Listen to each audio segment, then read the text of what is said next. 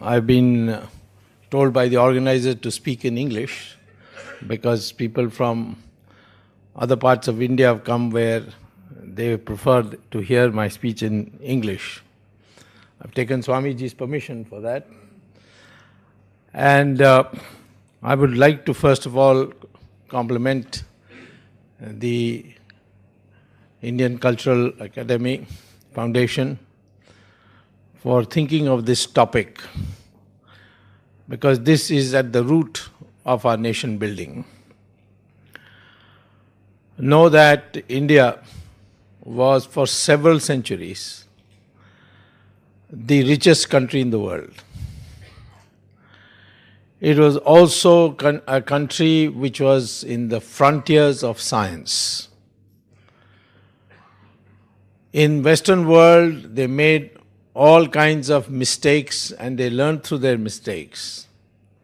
But our sadhus and sannyasis who studied science, they never made a mistake. Galileo claimed at one stage that it is not the earth which goes around the sun, but it is the sun. He contradicted the old view that the earth does not go around the sun, it is the sun which goes around the earth. And he was nearly crucified. He was nearly hanged. He was put in jail and beaten till he said, "I'm sorry, I agree with you. It's the sun which goes around the earth and not the earth which goes around the sun." Because when you see the sun, it looks as if it is going around the earth. But the sadhus and sannyasis of India, the Maharishis, from day one they said, sun is in the center of the universe and it is the earth which goes around the sun, and they never made a mistake at all during the entire period because of their sadhana. Science in all areas, rocket science. You read any book on the history of rocketry in the United States, they will start by saying that it was Indians who invented rocketry.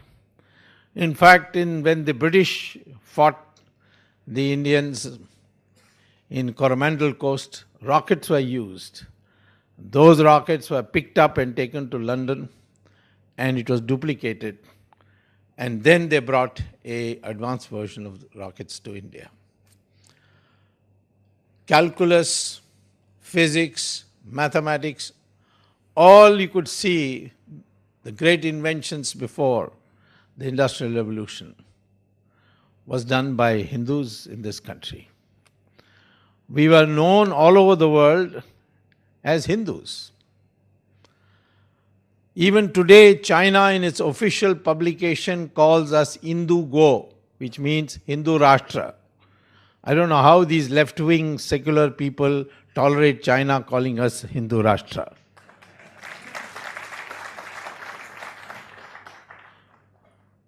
We became poor because of foreign invasions. We were not hostile to foreigners coming to our country, but before Islam, the foreigners who came to India settled in India, adopted our religion. The Greeks came, they also adopted our religion. You can see them in Chiplun in Maharashtra. Then the Romans came, they settled down too, in small numbers. The Thais came to Assam and adopted Hinduism and became the Assam dynasty. Many people think that Northeast looked like Chinese. They are not Chinese, they are Thai. Because of our ignorance, we call them Chinese. But there is no connection with China.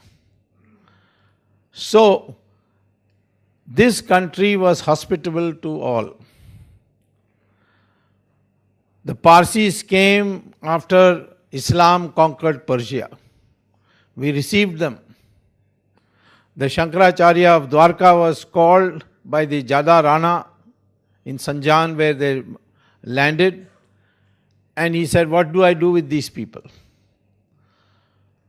So the Shankaracharya told them, you can stay, but we are already in overcrowded country. I don't know whether we can find a place for you. So the Parsi priest who knew Sanskrit, he told the Shankaracharya, in a jar full of milk, you put some sugar, it won't take up any space, but it will sweeten the milk the same way we shall sweeten India. This we give you a guarantee. And Shankaracharya then laid down 5 conditions. One was that they will not speak Persian but speak Gujarati. All Parsis speak Gujarati. That you will not wear Persian dress but you will wear the dress of Gujarat. And all Parsis dress like Gujaratis, even the way they put their sari is like Gujaratis. That you will drop all arms. They dropped all the arms. You will not eat cow. Even today, religious Parsis do not touch the cow.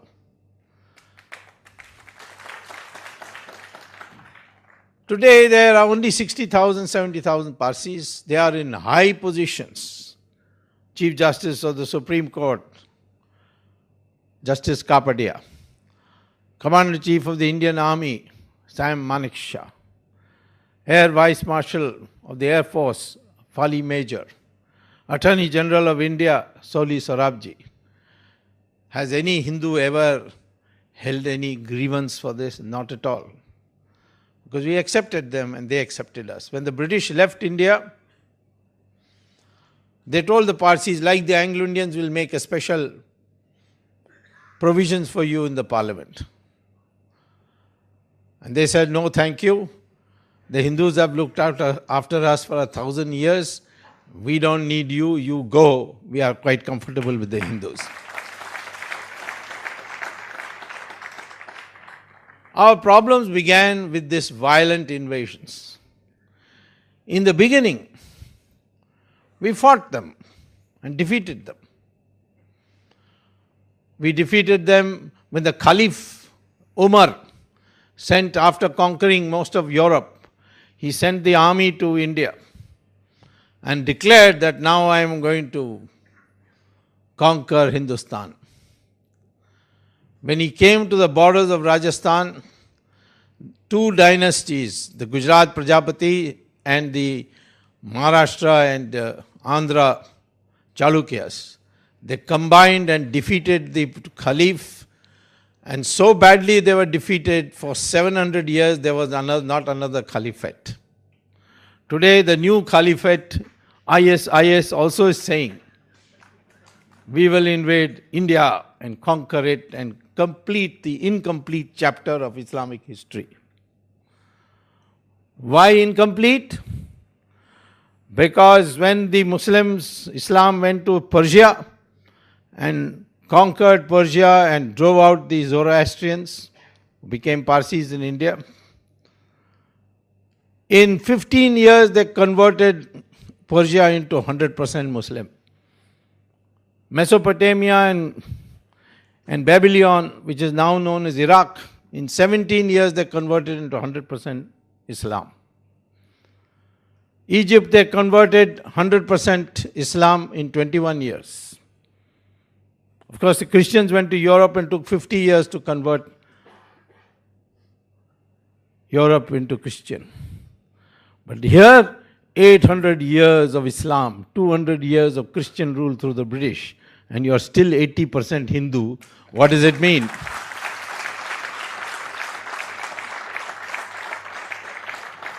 If the correct history is taught, then you will know that every part of India kept fighting. No part of India ever surrendered.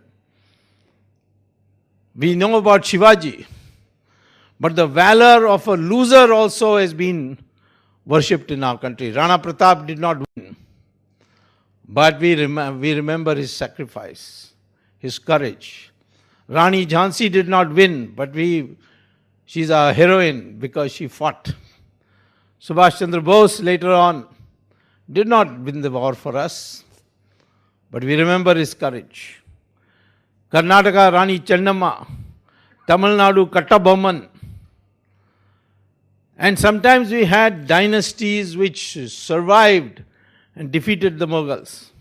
The Vijayanagaram, founded in Karnataka, in Bijapur, lasted 300 years and spread right to the borders of Orissa.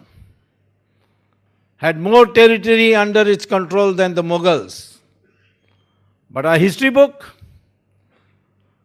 there will be one chapter for each Mughal emperor. But for Vijayanagaram Empire, one paragraph. From Akbar to Aurangzeb is only 150 years. But the Vijayanagaram Empire lasted 300 years. But one paragraph for that. This is the history we want to rewrite and give you the true history of India. The Assam dynasty of Assam defeated the Mughals. The Mughals are the only part of India which the Mughals could never even conquer for a few days, was Assam, because of the Assam dynasty. So today we are 80% because our ancestors fought. And now we must continue. No minority has any fear when the Hindus are in majority. The Parsis had no problem. The Jews came. We built them synagogues in Cochin and Bombay. And when Israel was founded, these Jews migrated back, most of them. And the first resolution passed in the Parliament of Israel is, "Thank you, India, you're the only country. Only country in the world where the Jews were not persecuted was India." When the Arabs came as traders to Kerala, we invited them and they wanted to settle down. We gave them our daughters in marriage and they became to be known later on by the English as Mopala. It is actually Mapilai. Mapilai means son-in-law. We had no problem. The Syrian Christians came, we had no problem. But it was the marauding Islamic armies which came, which took advantage of what was an internal fight between the father and his son-in-law, between Jaichand and Prithviraj Chauhan, that the whole history of India changed. It would have changed quickly again if Hemu, Vikramaditya, had not had an accidental arrow which killed him. Otherwise, he had almost practically the whole of North India had uprooted the Mughals at a very early stage when Akbar was a little boy. But that quirk of history changed and the Mughals lasted more than 150 years. Then came the British. They then didn't capture us physically like the Islamic forces did. They captured us mentally. They changed our mindset. Macaulay said very clearly, "I am looking for an Indian, brown in complexion, but English in habits and obedient to the crown." And he said the educational syllabus should be prescribed that way. So they cooked up all these history and brainwashed us. Aryans and Dravidians. What is this Aryan? There is no such word. Arya is there. That only means a cultured person. Dravidian? What is this Dravidian? It is not a separate community. It is a sandhi of two words in Sanskrit meaning South India. And Adi Shankara was the first one to use it when he challenged Mandana Mishra in Rajgraha to a debate, to tell him that he was Dravida Shishu. But the British brainwashed a whole lot of people, particularly in Tamil Nadu, and created a Dravidian movement, of which Mr. Karunanidhi today is the chief spokesman. They first said that they are an independent nation. When the British were about to leave on 15th August 1947, the then leader of the Dravidian movement, E.V. Ramaswamy Naikar, went to the governor and said, "Please go from all over India but not from Tamil Nadu. we are your loyal servants. But the British knew the time was up. So they went away. But they continued to finance and support the Dravidian movement, which then used propaganda and took advantage of the divisions in the Congress to become a ruling party. And then they started propagating their separateness. Karunanidhi started celebrating Ravan Leela because he said Ravan was a Dravidian king and Rama was a northerner Aryan king. This is the ancient fight between the Aryans and Dravidians. I did some research to find out that Ravan was born near Delhi in a place called Noida. The village is still there. It's called Basrak village. His wife was born in Meerut, Mandodari. Ravan went to Mansarovar and there he did tapas. When I went to Kailash, on the way I saw a huge lake. I thought that was Mansarovar. But then the guide told me, the Chinese guide told me, this is not Mansarovar, it is called Ravan Haranga. So I said, what do you mean Ravan Haranga? He says, Haranga means Sarovar in Tibetan. I said, who's Ravan? She said, Ravan was somebody who came from India. So I said, okay, then before I reach Mansarovar, let me have a bath in Ravan Haranga. He said, no, don't do that because then you'll all get itches all over your body. They said, all right, let me take a little sip. He said, no, I'll poison your stomach. So finally I took a bottle and took some water, filled it with Ravan Haranga water and gave it to Karunanidhi and said, please drink it and show.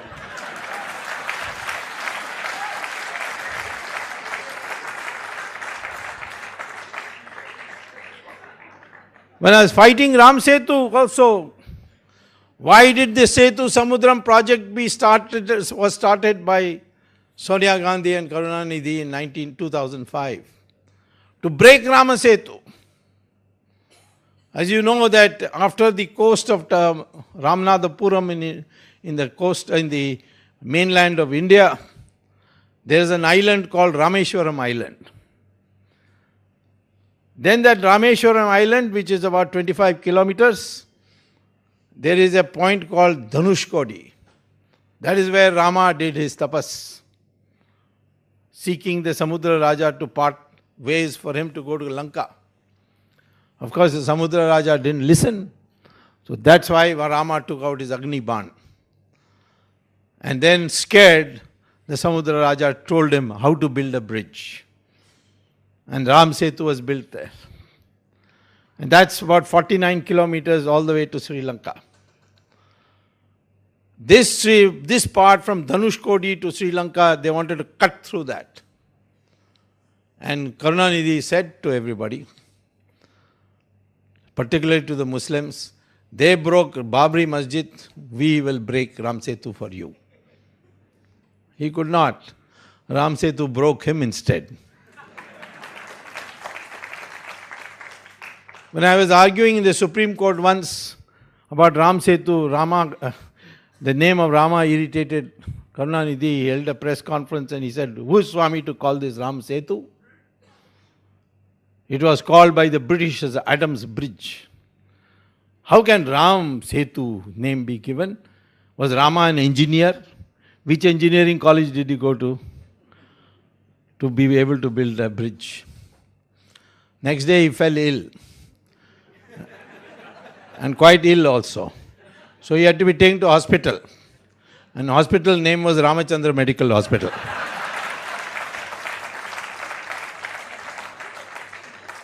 So I wrote to him a letter saying, get well soon, but did you check that Rama has an MBBS or not? This is the way the mind was poisoned. The mind is the most important thing for any citizen.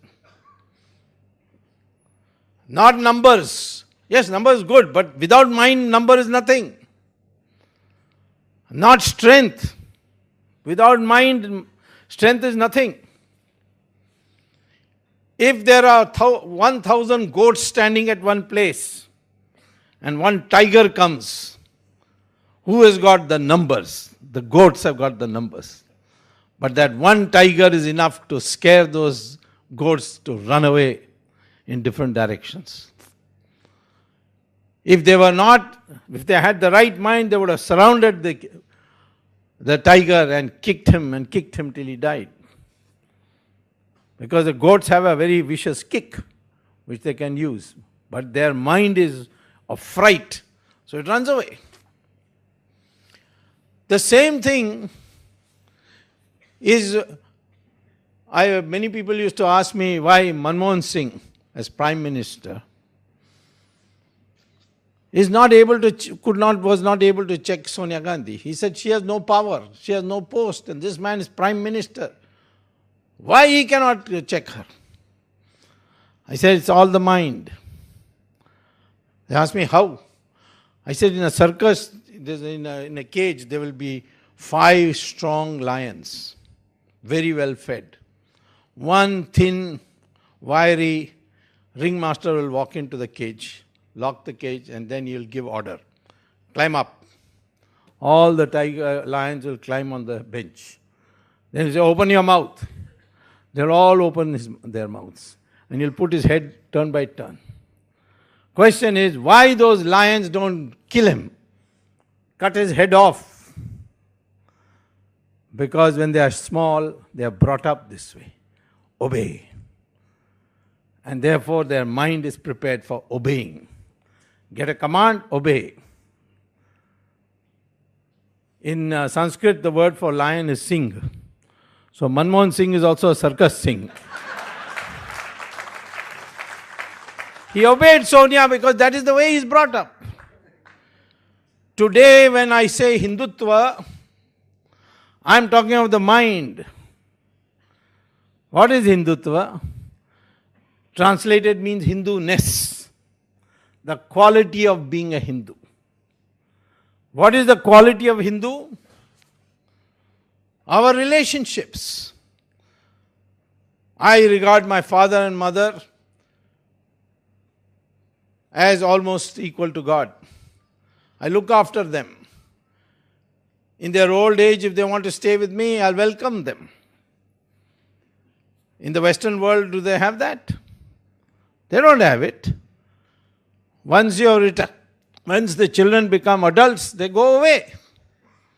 They don't care for their parents. Relationship between husband, wife, brothers and sisters. All this is codified in our Shastras. And we follow it. We help people. If I am invited for dinner, I sometimes will take an extra friend without telling my host. He won't mind. He will bring out another plate and put it. Try do that in the West. They'll rebuke you. They say, we only invited you. How did you bring this gentleman?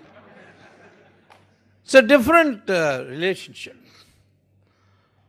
Our human relationships are defined by Hindutva. In fact, when I was a student getting my PhD at Harvard, an American student asked me, how is it that you Indians agreed to accept Mahatma Gandhi as your leader? So I said, why? Because of non-violence? You believe in violence or what? No, he said. Mahatma Gandhi is not properly dressed. How can you accept him as a leader? I said, in your country, leaders have to be well dressed. He said, yes, in the best suit, best tie, shining shoes. See Obama, how well dressed he is. I mean, I'm telling you today, in those days it was Kennedy. So, I said, what happens if Mahatma Gandhi wants to be leader in America? What will you do? He said, we will arrest him for indecent exposure. How can a man just having one loin cloth be our leader? But they think about it. That is special about India. Look at our sadhu sannyasis, so simply dressed. They are the greatest.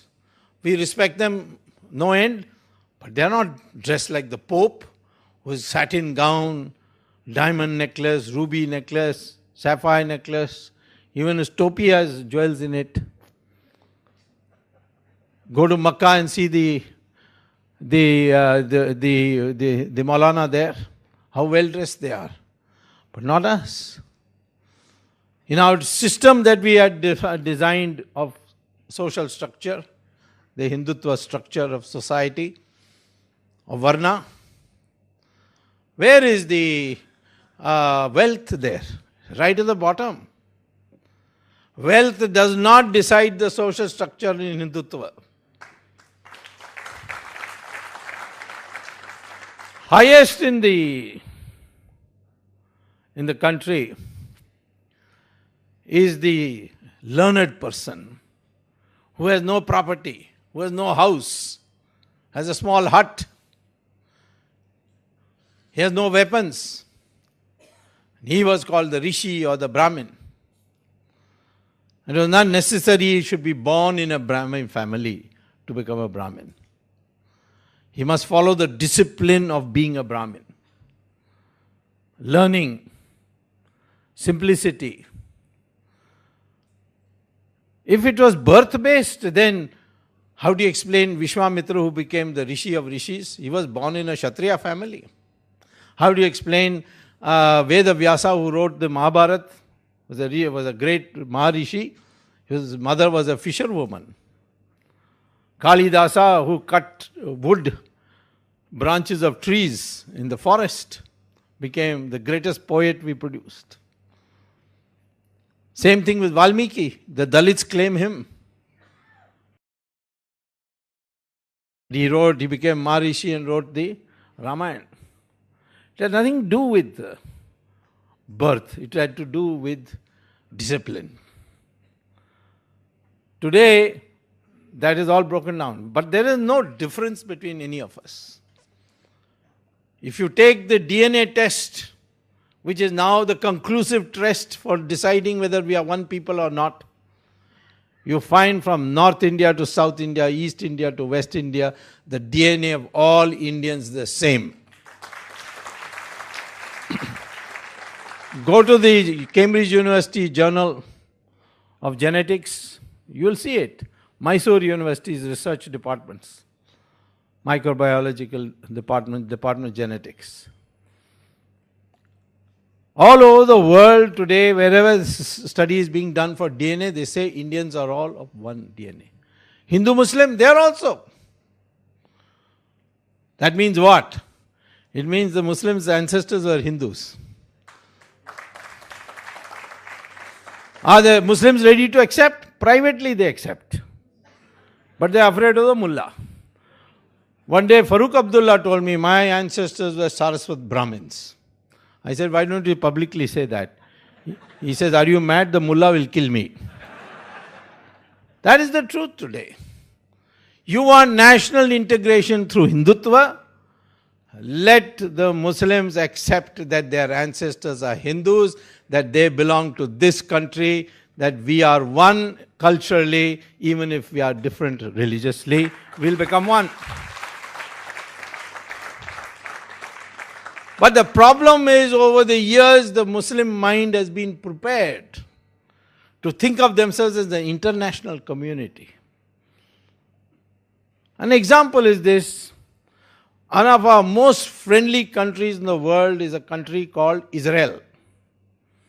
They have always helped us. They have no conflict with us. They have love for us because we looked after the Jews. They give us information on terrorism, they give us military equipment, they give us know-how, they give us electronics. And in some parts of Maharashtra, they are even helping us in agriculture. We have no conflict with them, but the government of India, the secular governments of India have been voting against Israel. It was only after I became minister, Mr. Chandrasekhar became prime minister, that for the first time we decided to have ambassador with Israel. Till that time we wouldn't even recognize them. Why? Because the Muslims won't like it.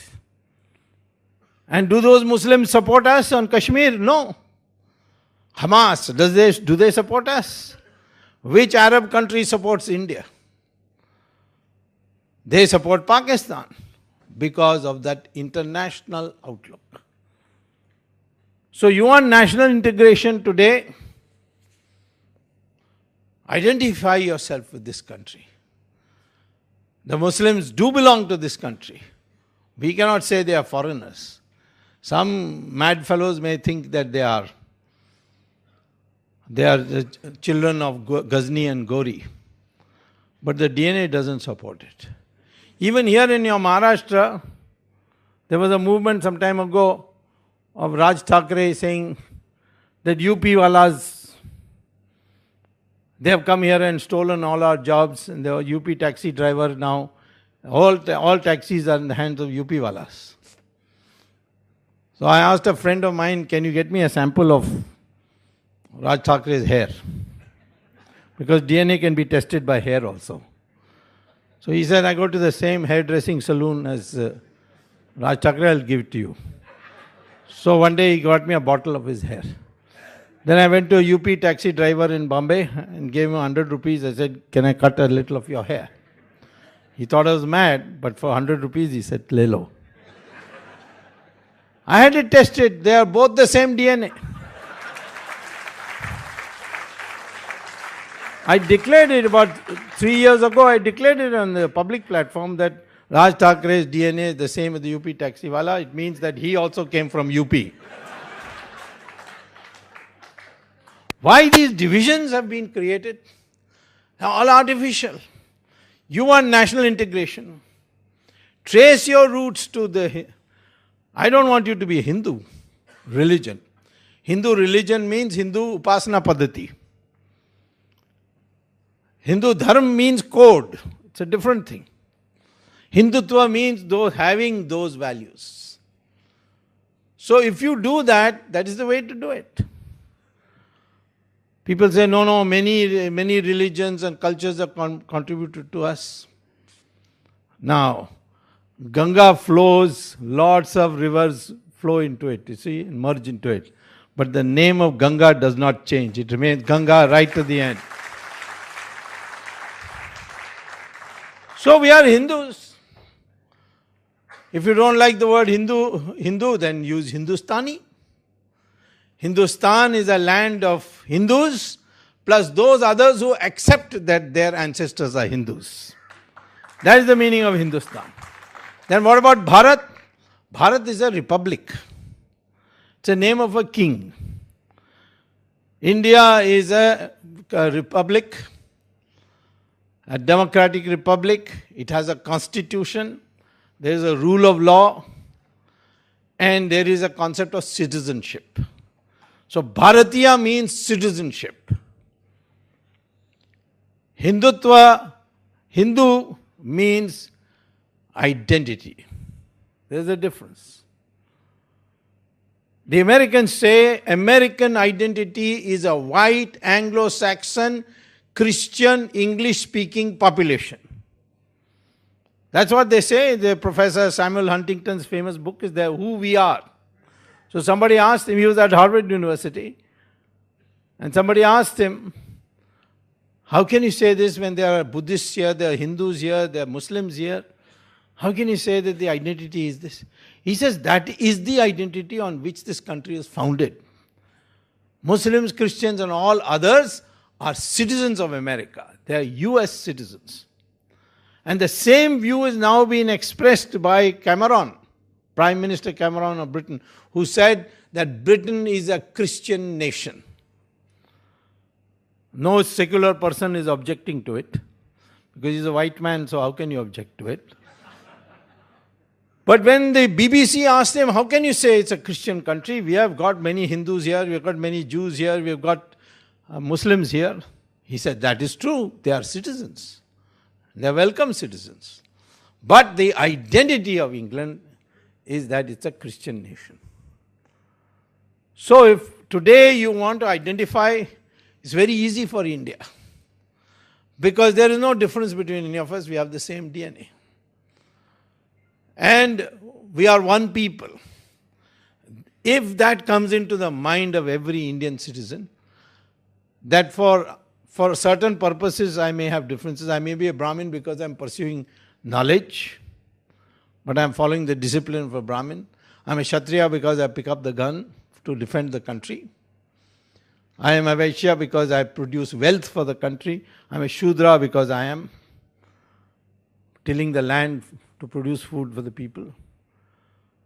Even the extraordinary situation that arose of people who are now called scheduled caste, their children are not scheduled caste necessarily. Valmiki is the example. So therefore we are one people. If this is brought into our thinking, it will happen without difficulty. How do we create this unity? First, as I told you, you be clear about your identity. You are a Hindustani because you are a Hindu or because you accept that your ancestors are Hindus. 2, you must have a correct view of Indian history. For that, the government is preparing new textbooks. Some of us outside the government are also working on it. In the United States, Rajiv Malhotra is doing excellent work to create this. Soon we will have a textbook which gives you the correct perception of what we are. We are a proud Hindu country.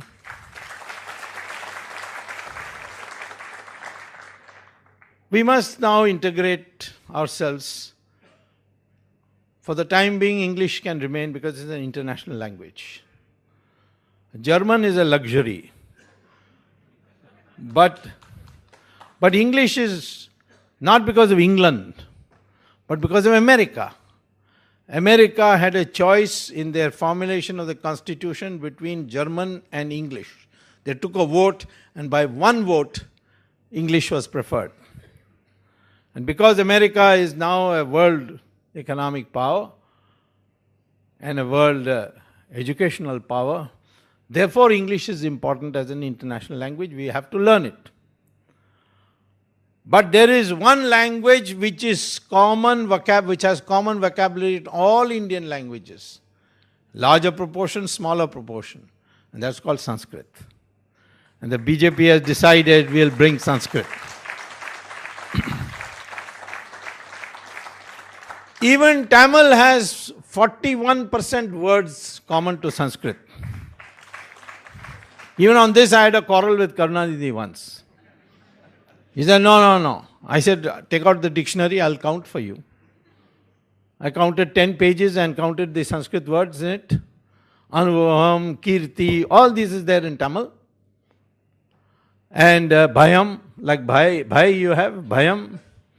So I counted, I showed him it's about 40%. So he said, no, you see, Tamil, these are originally Tamil words, but Sanskrit stole it from Tamil. I said, but you are admit it's common. Your own name, Karunanidhi, is Sanskrit, I said. So, consequently, Malayalam, maybe 75-80% is Sanskrit words in common. Bengali, even more, maybe 90%. Gujarati, even the scripts are very similar. You take Tamil ka and put a matra on it, becomes ki. That is Devanagari also. That is Gujarati also. That is Marathi also. Nepali also. And of course Sanskrit. Devanagari is a separate script. It's got nothing to do with Hindi. In Tamil Nadu, suddenly they'll say, no, Hindi.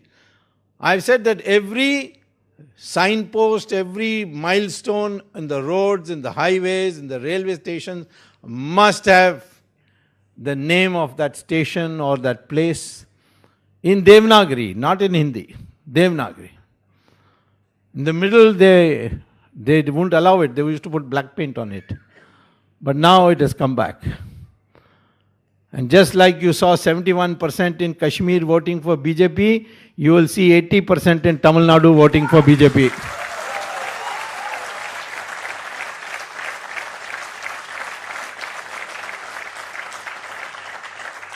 Because we are all coming together.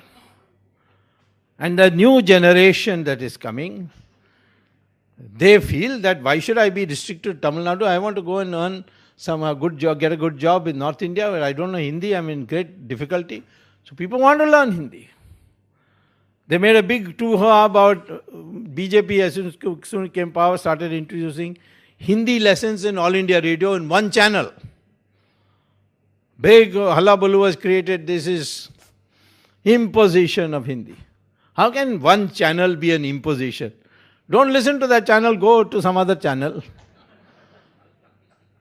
Ultimately, it didn't stick. Now it's being taught. But Hindi must develop vocabulary in Sanskrit. All these Urdu words, you can have Urdu. Urdu must be developed. But Urdu words in Hindi should be removed and replaced by Sanskrit words. Because Sanskrit has a speciality. If I say Vidhan, from that I can derive Vidhi, I can derive Vidayak. So I can derive many words. But in Urdu it is not like that. So for science, Sanskrit is necessary. And slowly Sanskrit, Hindi should become what in Hindi is called Sanskrit Nisht.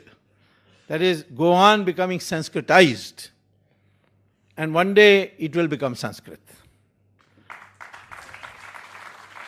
When Adi Shankara defeated all the Buddhist scholars and the Uttaramimsa school scholars, and Hinduism came back. So that time his chelas said to him, shall we boycott Pali? He said no. But go on Sanskritizing the vocabulary of Pali. In 30 years, Pali became Sanskrit. The same way, today, we must learn Sanskrit. Sanskrit is very easy to learn. It's all this is propaganda of the British, oh, so hard and all that. Nowadays, you can get online how to learn Sanskrit. In the United States, they have developed an advanced computer science area called artificial intelligence. Essentially, it is putting all the knowledge into the computer. I am born, I learn, I myself learn many things, I get so much experience, then I retire and disappear. All that knowledge goes with me. So after I retire, I sit before a computer and say, these are the things I have learnt. And that computer then stores it, collates it, and creates a knowledge bank. Question, somebody will say in French, somebody will say in English, somebody will say in Russian.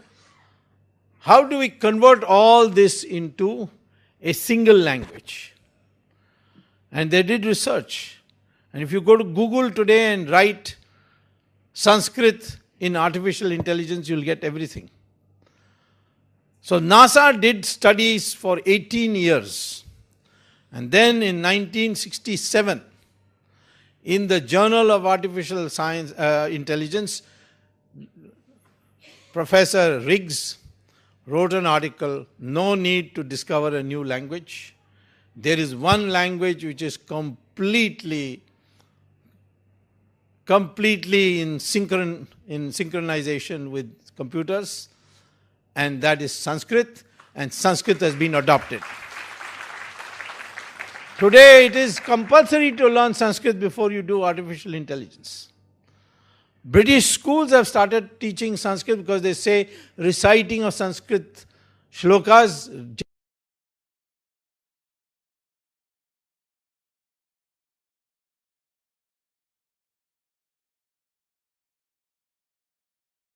generates vibrations in your body which improves your memory and your health.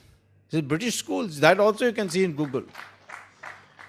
But in India we say we are secular. So how can we have Sanskrit? But doesn't matter, that age is gone. Now Sanskrit is coming, and Sanskrit will be ultimately the link language of India, I am telling you. You want national integration? Bring Sanskrit. Sanskrit, the Mimamsa school. The Mimamsa logic for law is the best. We don't even know about it. Jamini invented it.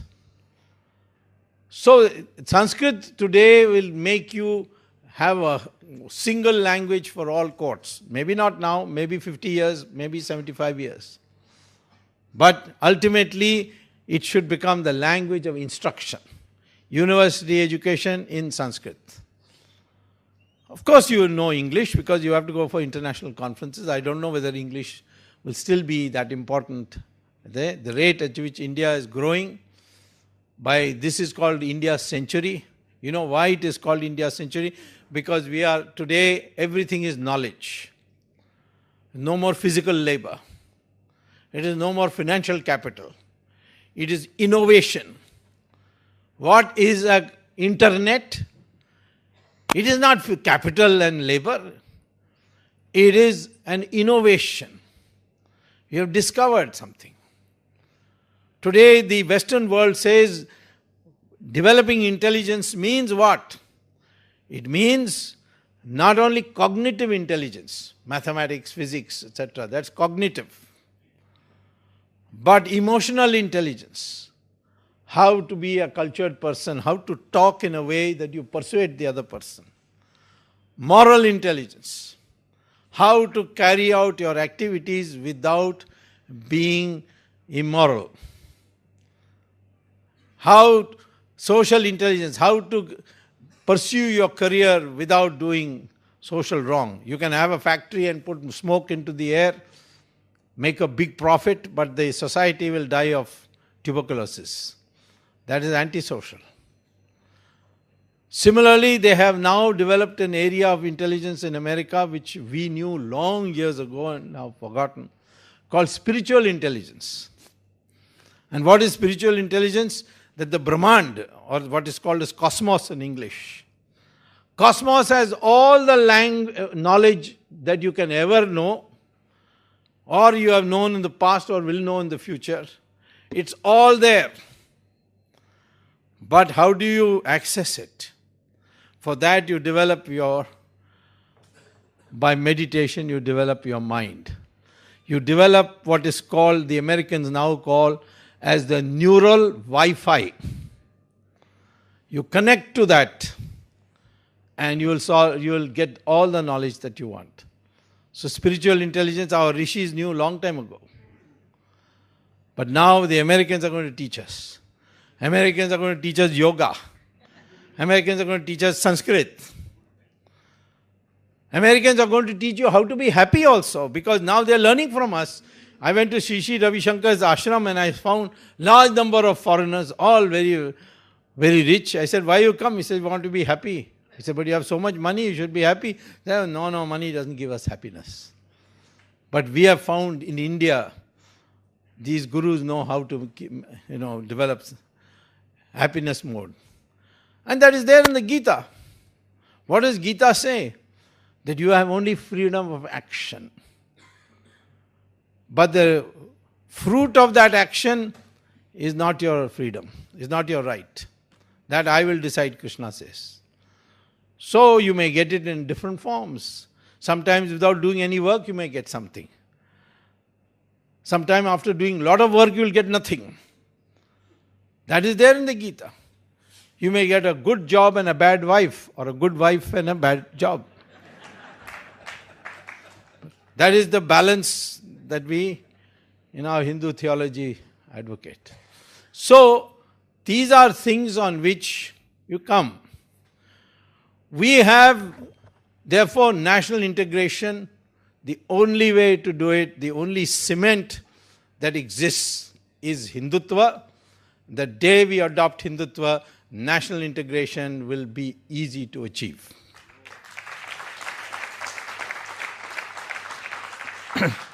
That leaves me with world peace. Well, you don't want world peace like you have the peace of the grave. You want an active world peace. Today, the world is threatened with Islamic fundamentalism in a very, very serious way. Within our own country also. But you have to understand the Islamic mind. You see, the Hindu mind is like Arjuna's mind, always in confusion. Shall I do? Shall I not do?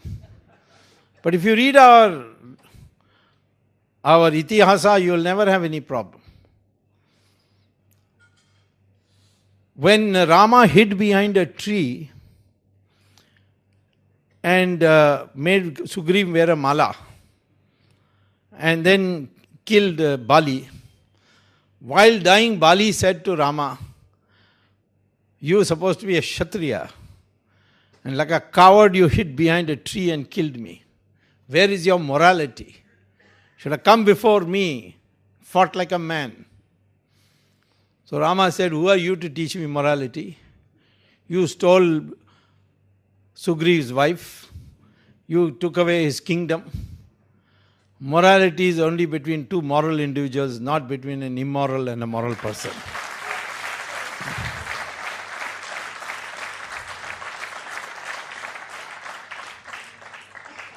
This same thing is there in Mahabharata also. When Karna was bending over to lift his chariot, that time Krishna said, "Kill him." Said the same thing, "I'm a Kshatriya, how can I do that?" He said, "Yes, but when your wife was being stripped, where was your Kshatriyapan?" You see? I mean, I'm loosely translating what was said. So we have to therefore understand that when we want world peace, not peace at any cost, we want peace which is active peace, which means that people who both sides desire it, not by one surrendering to the other side. Problem with Islam is that Islam teaches your mind to be clear. Hinduism, as is presently being taught or learned, teaches you to be confused. Is it this? Is it that? Is it therefore that? But Islam, there's no doubt in their mind. Muhammad says the world is in three parts. Darul Islam, where Muslims rule and are in majority. He says, don't give any room to minorities. We have 20 lakh Hindus in Saudi Arabia as workers. Can they celebrate Diwali? They cannot. Can they build a temple? No. Can they have Satyanarayan Puja inside their house? No. Can they carry Ramchandraji's photo in their pocket while going to work? No. All carry punishment. Because they are very clear. They say no. On Sharia, please go to some other country. In Australia, you will get only uniform civil code. Next day, all the Muslim organizations passed a resolution and sent it to the Prime Minister that this mullah is a mad fellow. We like uniform civil code. We want it. Why? Because Muhammad says where the majority is united and can finish you, there he says al-taqiyya, which means surrender, temporary contract. Let the Hindus unite here. Uniform civil code will come in no time. Where the Muslims are in majority, within India you see their behavior. I don't blame the Muslims. I say their mind is clear. I blame the Hindus because you are all Arjuna minds. In Kashmir, what have they done? 500,000 Hindus have been driven out.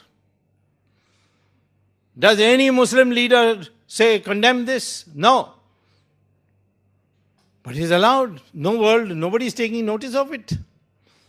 Supposing we drive them out, what a halla-bulla there will be. Why take Kashmir?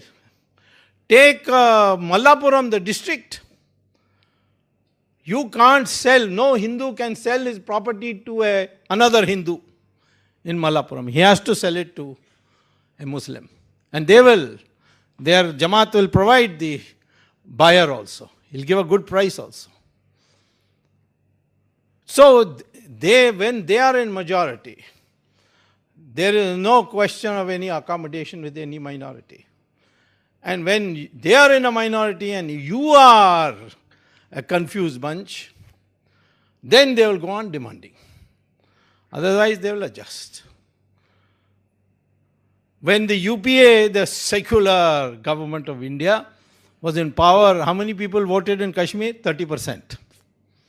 That is in the parliament elections. Now the Hindu government is there in Delhi. How many people are voting? 71%. And that is what is causing jealousy in Pakistan. So I am saying you want world peace, please understand the nature of your opponent. This peace, bhajans will not bring you peace. It is your Virat nature, as it's called. When you are a Virat Hindu, you will get peace in this country.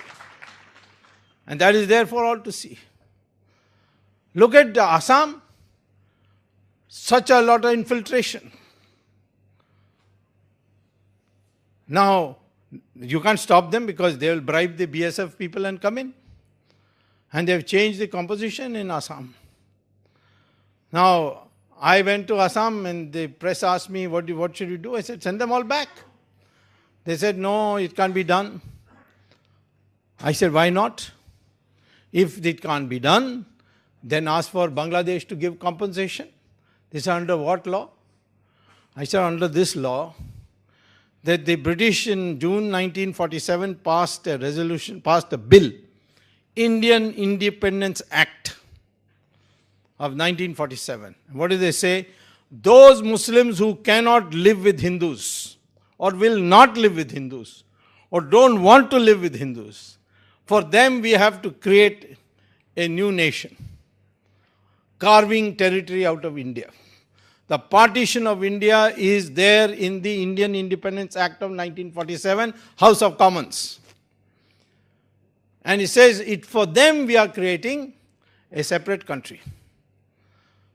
Now, after having got a separate country, the Muslims come back to live with the Hindus. Then what is our responsibility? Tell Bangladesh, take them back or give us compensation in terms of territory. 1/3 of Bangladesh has come to India, so 1/3 of Bangladesh should be taken over by India. And how do you get that 1/3? Well, from Khulna to Sylhet, you pass a line, and all the territory above that, you capture. The army is very happy, because right now, to go to Assam from Bengal, they have to go through all the way to Jalpaiguri. There is a small chicken neck there. China is above, Bangladesh is below. They say it's a nightmare for us when this will be cut off. So if you take that top part, that is your right. Because you gave land to the Muslims on the understanding that you don't want to live with Hindus. The day you decide to live with Hindus, you have to undo that much part of it. That will give you world peace. Not by surrender. Understand the people who are against you and modify your behavior according to that. They are very clear. If you compromise, they will ask for more. If you say this far and no more, they will adjust. And today the biggest threat to us is Islamic fundamentalism, and the moderates are all collapsing. Pakistan government, no use blaming them for all that is happening, because they are not in control. They are just a puppet government. It is the Taliban, it is the ISI, it is the military which is doing it. And they are in control. These people just go to office and come back, that's all. They can't control. In fact, for Nawaz Sharif to come to attend Prime Minister Modi's swearing in, he had to take permission of the army to come. So in these circumstances, unless you become what is called as a Virat Hindu, and we welcome Muslims, Christians, and any other religion, of course, Sikhs and Buddhists and Jains, well, they were all born in this country, so there's no question. So these two religions in particular, which came from abroad, if they accept that they are the same people as us, at least their ancestors are common, then we can have a unity, and we have to make sure this international character of Islam, as far as India is concerned, is destroyed, and see to it a national mind is fostered in the Islamic community. Then you will have peace. The only way you can get peace is if your mind is clear. Your mind is clear when you are clear about your identity, when you have your own language, you have a correct version of your history, and you have the Virat psychology that if someone attacks you, you will attack them 10 times back. That is all. Thank you very much.